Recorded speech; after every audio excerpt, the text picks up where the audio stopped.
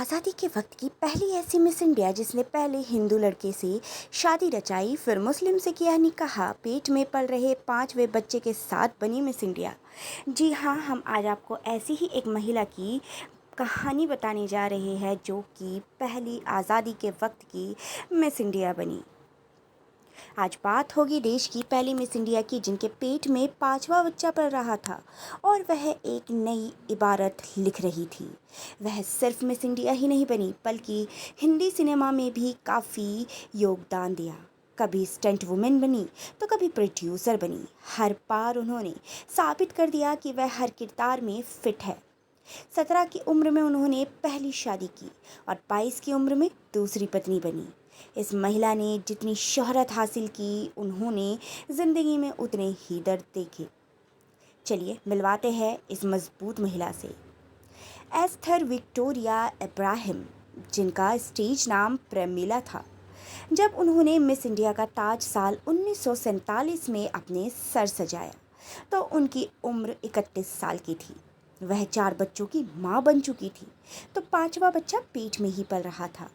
बड़ा ही दिलचस्प फैक्ट ये है कि प्रमिला की बेटी नकी जहान ने भी साल 1967 में मिस इंडिया का ताज जीता। यह इकलौती माँ बेटी की जोड़ी है जिन्होंने ये रिकॉर्ड कायम रखा हुआ है। एस्थर विक्टोरिया इब्राहिम की कहानी शुरू करते हैं शुरू से। वह साल 1916 में कोलकाता में जन्मी। वह बगदादी यहूदी फैमिली से आती है। पिता की तरह प्रमिला ने भी 2 शादी की। जब वह 17 साल की थी तो हिंदू मारवाड़ी सज्जन मानिकलाल डांगी से पहली शादी की। इस शादी से एक बेटा भी हुआ, मगर फिर ये शादी टूट गई। 22 साल की उम्र में प्रमिला ने दूसरी शादी मुगल आजम के एक्टर सैयद हसन अली जैदी से की। शादी के बाद एस्थर विक्टोरिया इब्राहिम को यहूदी धर्म त्यागना पड़ा। उन्होंने इस्लाम कबूल कर लिया।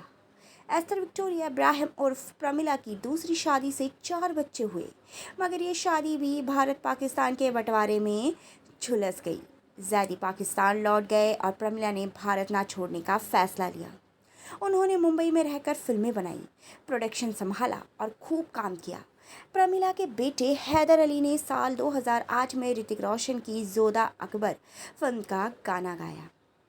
प्रमिला ने फिल्मी करियर की शुरुआत पारसी थिएटर में बतौर डांसर की थी। एक बार हुआ ये कि प्रमिला छुट्टियां मनाने के लिए बॉम्बे बहन के घर पहुंची थी। यहाँ मशहूर डायरेक्टर आतिशीर ईरानी की नज़र उन पर पड़ी और उन्होंने तुरंत फिल्म का ऑफर दे दिया।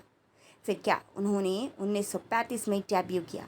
आगे चलकर वह बसंत, बिजली और उल्टी गंगा जैसी 30 फिल्मों में स्टंट वुमेन के तौर पर भी फेमस हुई। इतना ही नहीं, आगे चलकर प्रमिला ने अपने प्रोडक्शन हाउस भी बनाया और साल 16 फिल्मों को बनाया। इसी के साथ उन्होंने पहले फीमेल प्रोड्यूसर का रिकॉर्ड भी बनाया। प्रमिला को एक बार जेल भी जाना पड़ा था। आरोप लगा था पाकिस्तान के लिए जासूसी करने के लिए। कहते हैं कि प्रमिला को मोरारजी देसाई ने जेल भिजवा दिया था क्योंकि वह उस समय पाकिस्तान खूब जाया करती थी। उन पर शक हुआ कि फिर जांच पड़ताल बैठी। हालांकि आखिर में ये साबित नहीं हो सका, लेकिन इस आरोप में उन्हें काफ़ी वक्त जेल में बिताना पड़ा। 6 अगस्त 2006 को करीब 90 साल की उम्र में उन्होंने इस दुनिया को अलविदा कह